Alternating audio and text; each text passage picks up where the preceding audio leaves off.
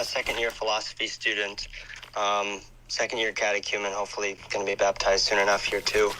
And you've been debating for many, many years.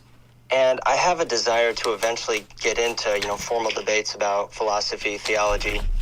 But my current gripe about it is not that debate's bad. Of course, debate, I think, is very good. But more so, do I have the personality for it? Do I have the skills for it? How do I go into a debate without, getting too heated or frustrated when someone is hard-headed and doesn't understand what I'm saying? So I'm wondering, what is some of your advice, if you have any, as to moving into being a debater, especially as an Orthodox Christian, as someone interested in philosophy?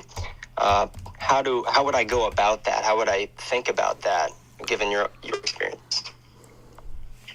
I don't know how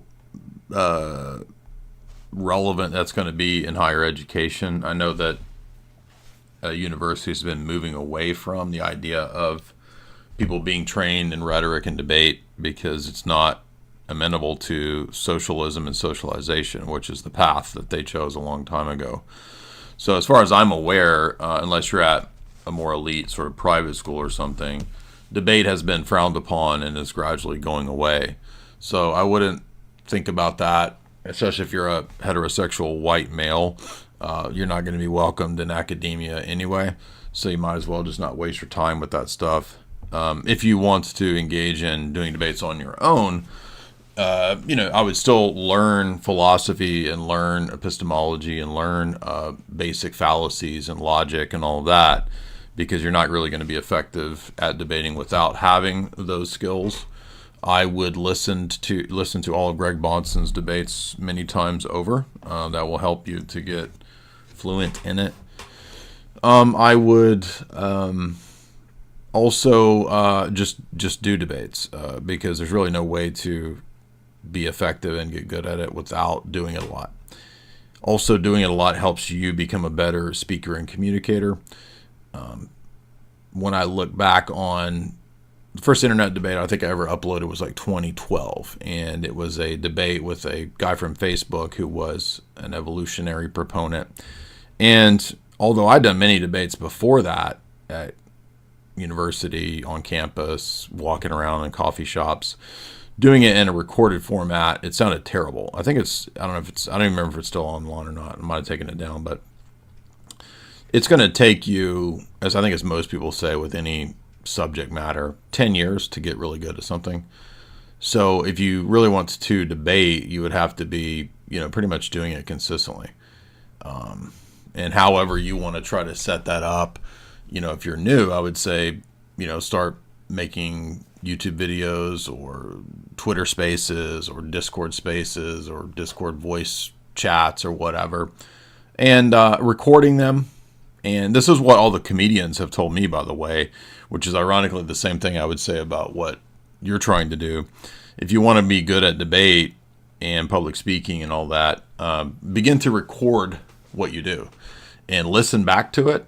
It's going to get annoying. It's going to be pretty meticulous and monotonous. But then when you listen back, try to focus on making your arguments and your points more and more concise.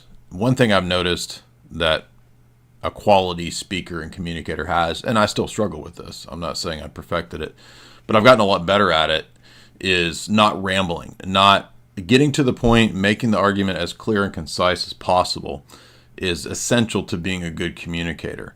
A lot of people, when they call in, and I'm not faulting you guys because it takes many years and countless podcasts before you get to be, I think, pretty effective at talking and communicating.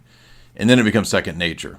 And the comedians, the stand-ups that I've been talking to, they say the same thing, right? They say, come up with a 3 to 5 minute set, record yourself doing it, and then tweak it, get better. It's the same for probably any public speaking form of art. You want to record it and get to where you tweak it and notice, I put in a bunch of and I still do. Everybody does that. It's very, very difficult to get rid of all your uhs. It's just a significant challenge for anybody who does public speaking. So work on that. And those are the best things I could think of. And if you really like doing it and get into it, you're just going to keep doing it. And that will itself be the way that you sort of iron out the kinks and get effective at it. And when it comes to people getting on your nerves, that's never going to stop. So you might as well get used to it. There's never going to be this place where you reach this elite status and you only interact with other high-minded, sophisticated philosophers, and the dialogue is very civil, and you're always going to have idiots and people that are dumb. And I think what you have to do is get used to that and try as best you can to have fun with it, especially if you're planning on becoming a YouTube debater. But if you're thinking that you're going to go into academia and become some sort of respected debater, no. I don't even think that exists anymore, especially not if you're a white guy.